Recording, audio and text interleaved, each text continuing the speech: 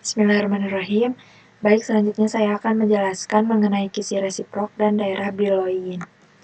Nah, sebelumnya pada pembahasan interaksi difraksi sinar X, nah ditemukan suatu pola. Nah, pola-pola tersebut merupakan kisi resiprok atau kisi balik ya, kisi kebalikan. Nah, seperti halnya bercermin, nah kita juga kan ada yang nyata, ada bayangan. Nah, pada kisi juga ada yang nyata dan ada yang resiprok. Yang nyata itu yang kemarin yang sudah dibahas, yaitu ada yang simpel kubik, ada yang yaitu SC ya, ada yang BCC, ada yang FCC.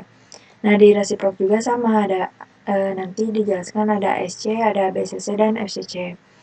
Nah, adapun vektor kisi resiprok ini, nah kalau di kisi resiprok ini dilambangkan dengan B ya. Kalau di yang nyata itu kisi yang nyata itu A, A1, A2, A3. Kalau di sini B1, B2, B3. Nah, adapun B1 yaitu nilainya 2V A2 cross A1, A1.A2 cross A3. Lalu ada B2, 2V A3 cross A1, A1.A2 cross A3, dan B3 2V A1 cross A2, A1.A2 cross A3. Nah, vektor-vektor ini didefinisikan ortogonal terhadap dua sumbu vektor kisi kristal. Ya.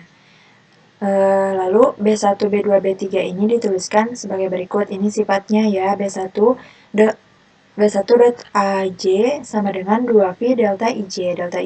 Delta IJ ini merupakan delta Kronecker ya, di mana delta IJ ini bernilai 1 jika I-nya sama dengan J dan bernilai 0 jika I-nya tidak sama dengan J. Lalu, titik-titik dalam kisi balik ini dipetakan sebagai sekumpulan vektor-vektor, yaitu G sama dengan V1, B1 ditambah V2, B2 ditambah V3, B3. Nah, nilai G ini ya mirip ya dengan vektor translasi pada kisi yang nyata, yaitu ada T. Kalau di yang nyata itu T U1 A1 ya, U2 A2 dan seterusnya. Nah, nilai V1 V2 V3 ini sama dengan U1 U2 U3, maksudnya sama itu nilainya integer ya, bilangan bulat gitu. Nah, lalu selanjutnya ada daerah Brillouin. Nah, daerah Brillouin ini didefinisikan sebagai sebuah sel primitif. Sel primitif itu merupakan daerah yang memiliki volume paling kecil ya. Sel primitif Wigner-Seitz pada kisi balik. Nah, daerah Brillouin ini memberikan sebuah interpretasi geometri yang presisi dari kondisi difraksi 2K G sama dengan G pangkat 2. Lalu, bagi kedua ruas ini dengan 4 untuk memperoleh K setengah G sama dengan setengah G pangkat 2. Nah, jika dilihat di gambar di sini bisa dilihat gambar pertama ini ada dua titik ya. Ini titik C,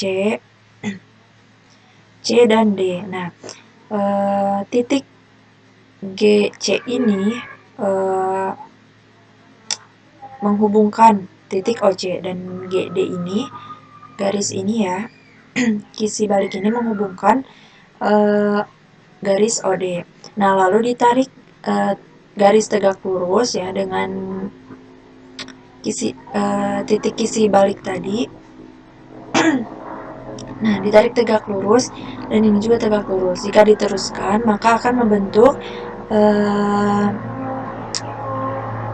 pada daerah Brillouin pertama.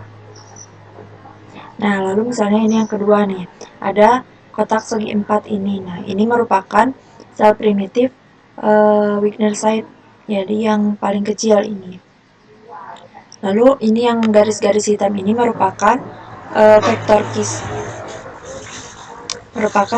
kisi balik yang hitam. Lalu yang putih ini merupakan bisektor tegak lurus dari kisi balik tadi. Nah, jadi ini misalnya ada garis kisi balik, nah ditarik tegak lurus, nah berarti yang ini tegak lurus di tengah-tengahnya gitu, garis tengahnya. Maka akan menghasilkan daerah Brillouin kedua, ketiga, dan seterusnya gitu ya. Lalu nah yang pertama ada kisi balik simple kubik.